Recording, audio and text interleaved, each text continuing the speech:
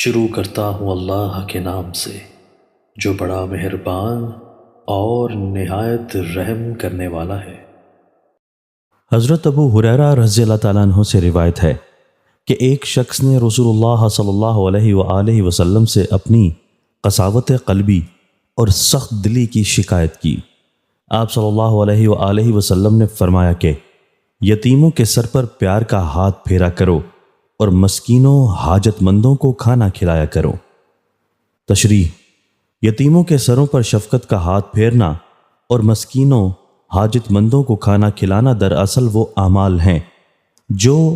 دل کی درد مندی اور ترحم کے جذبہ سے صادر ہوتے ہیں، لیکن اگر کسی کا دل درد مندی اور جذبہ ترحم سے خالی ہو اور اس کے بجائے اس میں قساوت ہو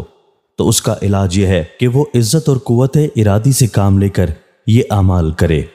انشاءاللہ اس کے دل کی قساوت درد مندی سے بدل جائے گی۔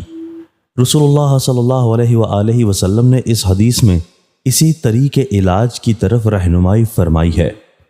حضرت ابو امامہ رضی اللہ تعالیٰ عنہ سے روایت ہے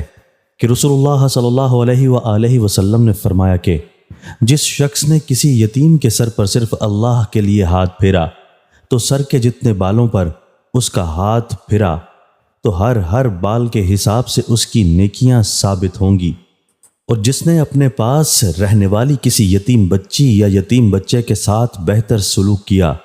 تو میں اور وہ آدمی جنت میں ان 2 انگلیوں کی طرح قریب قریب ہوں گے۔ اور آپ صلی اللہ علیہ وآلہ وسلم نے اپنی 2 انگلیوں کو ملا کر بتایا اور دکھایا کہ ان 2 انگلیوں کی طرح بالکل پاس پاس ہوں گے۔